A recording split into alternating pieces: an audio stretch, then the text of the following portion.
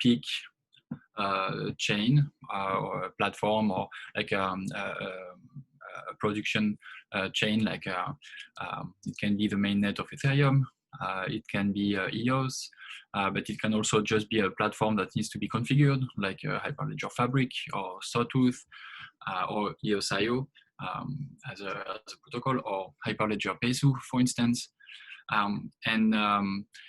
So the one that you are familiar with, or even not familiar with, that you want to learn, and look at the documentation.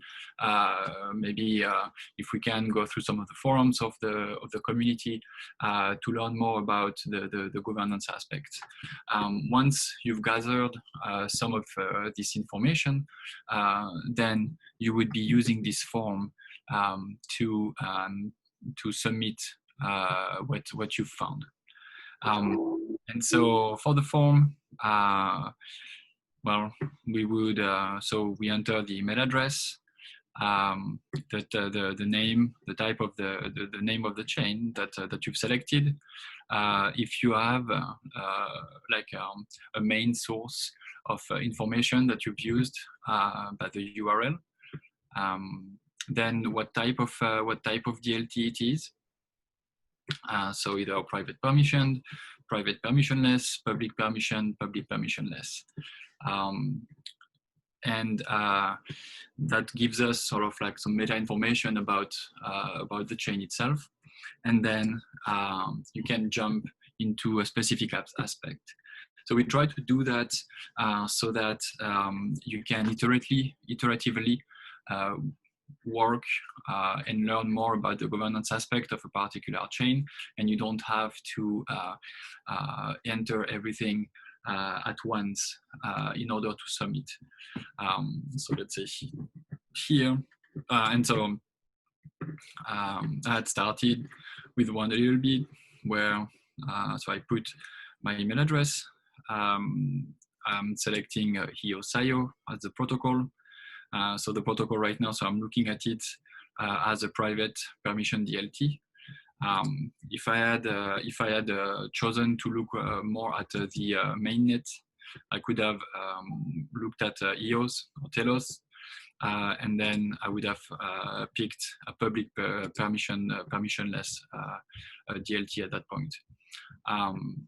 It's interesting if we can look at the platform itself that can be configured, like the EOS.io protocol, or one of its instances, like the EOS or Telos, or because for the platform itself, there is a lot of flexibility maybe into the choice of governance that may be implemented, but the protocol itself is still constraining you in a certain way. But when you look at the mainnet, most of the configuration and setting choices have already been made, right, by the network, and so there are different things that we can learn from that. For instance, either a use of fees for transactions, yes or not, or what is the base token is going to be used for, to like for the governance maybe of the source code, for instance.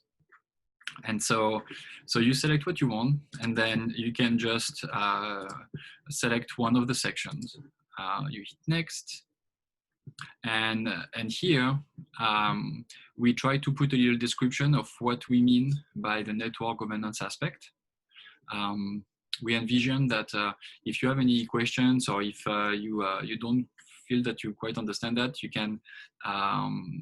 That's what the Slack channel can be helpful for, where you can say, hey, in the network governance aspect, here's, I mean, how you guys define that, but what about this, what about that? And so we can have a discussion on the chat channel. And now that I'm thinking about it, maybe in the Slack workspace, we could have a channel per aspect, so that we can have it can be a little bit more clear where goes what. And then here we expect so a little description of what you found, some references, links to where you found it, so that we can always sort of like refer back to what you found. So very simple. It's pretty much trying some of the questions and the that are in the description. Then you can choose to go to another one, and so you would do the same thing. And when you're for the current iteration that you have, if for instance you had just looked at the network part and the source code part, then you can go next. And here, if you want to provide additional feedback or comments, then you can do it, and then you can submit. Once you submit, you can edit your response back. We'll have to see here how we want to make sure that you guys keep this URL so that you can come back to your response and keep on editing the same response. So for instance here, I mean, if I click that again, then I can basically keep on editing, jumping to another section that I didn't fill out, and then submit again. It's not gonna create a new line, it's going to edit the existing line.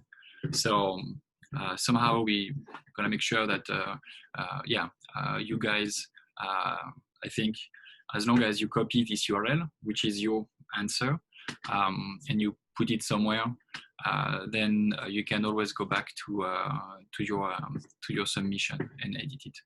If you lose the URL, it's not a problem. You can just resubmit a new one, and we'll just have 2 lines.